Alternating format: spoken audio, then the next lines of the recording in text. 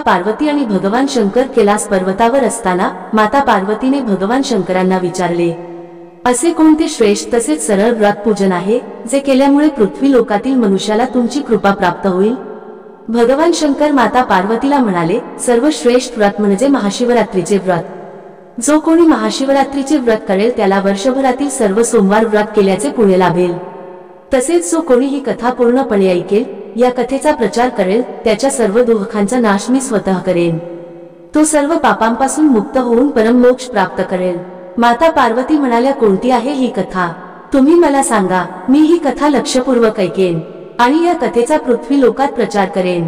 तुम्ही कथेला सुरुवात करा. कथेला सुरुवात करण्याआधी तुमची ही महादेवांवर श्रद्धा भक्ती असेल तर व्हिडिओला मनापासून एक लाईक नक्की करा आणि कॉमेंट बॉक्स मध्ये हर हर महादेव शिव शंकर शंभो लिहायला विसरू नका. उत्तरादाखल शंकराने पार्वतीला महाशिवरात्रीच्या व्रताची कथा सांगितली. एका गावात एक शिकारी राहत होता. मुख्य जनावरांची हत्या करून तो आपल्या कुटुंबाचे पालन पोषण करीत असे. तो सावकाराचा कर्जदार होता. त्याने त्याचे कर्ज वेळेवर चुकविले नव्हते. त्यामुळे संतापून सावकाराने शिकारीला शिवमठात कैदी बनविले. योगायोगाने त्याच दिवशी शिवरात्र होती. शिकारी ध्यानमग्न होऊन शिवा संबंधित धार्मिक गोष्टी ऐकत राहिला. चतुर्दशीला त्याने शिवरात्रीची कथाही ऐकली. सायंकाळी सावकाराने त्याला जवळ बोलावून कर्ज फेडण्याविषयी विचारले. शिकारी दुसऱ्या दिवशी सर्व कर्ज फेडेन असे वचन देऊन कैदेतून सुटला. आपल्या दिनचर्येप्रमाणे तो जंगलात शिकारीसाठी निघाला. पण दिवसभर कैदेत राहिल्यामुळे तो तहान भुकेने व्याकुळ झाला होता. शिकार करण्यासाठी तो तलावाकाठच्या बेलपत्राच्या झाडावर मचाण बांधू लागला. बेलवृक्षाच्या खाली बेलपत्रांनी झाकले गेलेले शिवलिंग होते. शिकाऱ्याला मात्र हे माहीत नव्हते. मचाण बनविताना त्याने ज्या फांद्या तोडल्या त्या योगायोगाने शिवलिंगावर पडल्या. या प्रकारे दिवसभर उपाशी असलेल्या शिकाऱ्याचे व्रतही झाले आणि त्याच्या करवी शिवलिंगावर बेलपत्रही वाहिले गेले. एका प्रहरानंतर एक गर्भिणी हरणी तलावावर पाणी पिण्यासाठी पोहोचली. शिकाऱ्याने आपल्या धनुष्याने तिच्यावर नेम साधलाच होता तितक्यात ती हरिणी बोलली, मी गर्भिणी आहे. तू एकाच वेळी 2 जीवांची हत्या करशील. हे योग्य नाही. मी आपल्या पिलाला जन्म देऊन लवकरच तुझ्या समोर येईल, तेव्हा तू मला मार. शिकाऱ्याने धनुष्य बाजूला ठेवले आणि हरिणी झाडांना लुप्त झाली. काही वेळाने दुसरी हरिणी तेथून निघाली. शिकाऱ्याच्या आनंदाला पारावर उरला नाही. त्याने तिच्यावर नेम साधला. हे बघून त्या हरिणीने त्याला सांगितले की, हे पारधी, मी एक कामातूर विरहिणी आहे. आपल्या प्रियेच्या शोधात भटकत आहे. मी माझ्या पतीला भेटून लवकरच तुझ्या जवळ येईल. शिकारीने तिलाही जाऊ दिले. दोनदा शिकार हातातून गेल्यामुळे तो चिंतित झाला. तेवढ्यात एक हरिणी आपल्या पिलासोबत तेथून निघाली.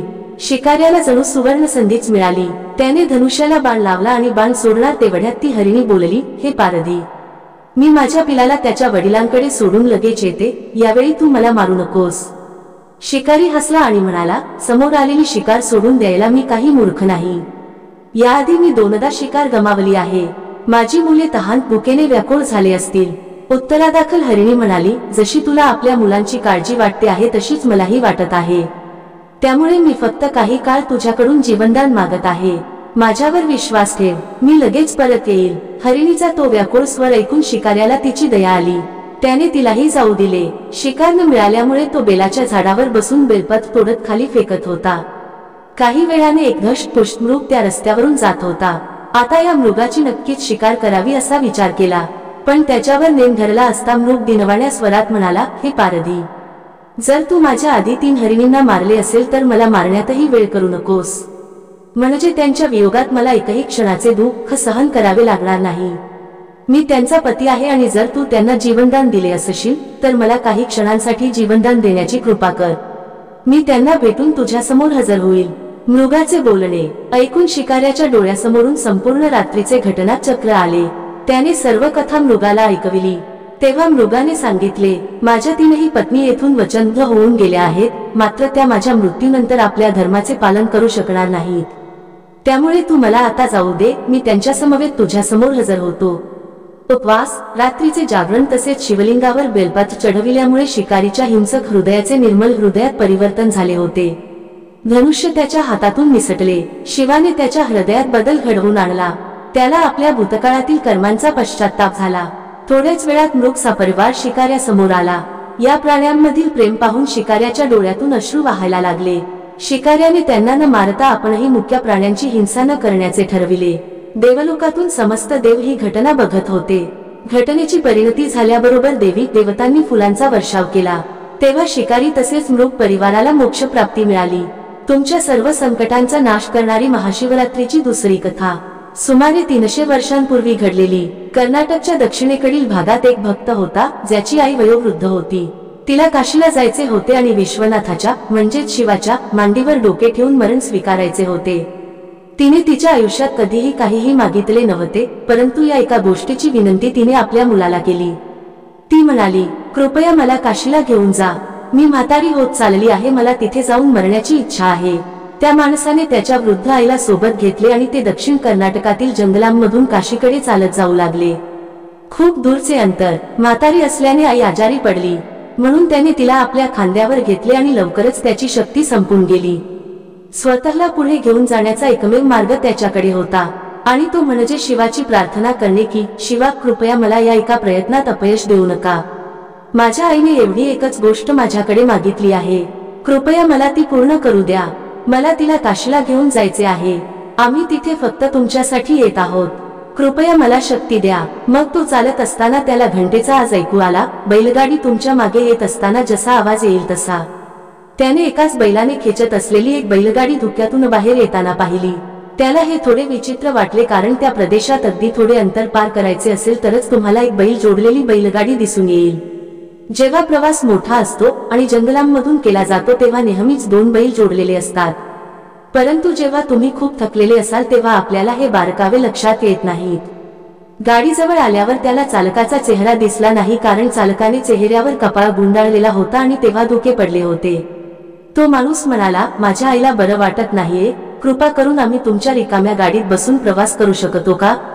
त्या माणसाने होकार केला। दोघेही गाडीत बसले आणि गाडीचा प्रवास सुरू झाला। काही वेळाने त्या माणसाला लक्षात आले की ही जंगलाच्या रस्त्यांच्या मानाने हा प्रवास खूपच आरामशीर आहे। मग त्याने खाली पाहिले आणि लक्षात आले की गाडीची चाके फिरत नाहीयेत, ती एका जागी स्थिर होती, पण गाडी मात्र चालत होती। मग त्याने बैलाकडे पाहिले, बैल बसला होता आणि तरीही गाडी चालतच होती। मग त्याने चालकाकडे पाहिले, फक्त चादर दिसत होती, पण माणूस दिसत नव्हता। त्याने त्याच्या आईकडे पाहिले, आई म्हणाली, अरे मूर्खा, आपण अगोदरच तिथे पोचलो आहोत, आता कुठेही जाण्याची गरज नाही, हीच माझी जागा आहे, मला जाऊ दे। आणि आईने तिथेच प्राण सोडला। बैल, गाडी आणि चालक गायब झाले। तो माणूस आपल्या गावी परतला। लोक विचार करू लागले, तो फारच लवकरच परत आला आहे, त्याने आईला वाटेत कुठेतरी सोडून दिले असावे, तो तिला काशीला घेऊन गेलाच नाही। त्यांनी त्याला विचारले, तू तुझ्या आईला कोठे सोडून दिलेस? तो म्हणाला, नाही, आम्हाला जाण्याची गरज नव्हती, शिव आमच्यासाठी आले होते। ते म्हणाले, काय हा मूर्खपणा? तो म्हणाला, तुम्हाला काय वाटते याने आम्हाला काही फरक पडत नाही, तो आमच्यासाठी आला आणि ते पुरेसे आहे। माझे आयुष्य उजळले आहे, मला ते मनापासून माहिती आहे, जर तुम्हाला माहित नसेल तर तो तुमचा प्रश्न आहे।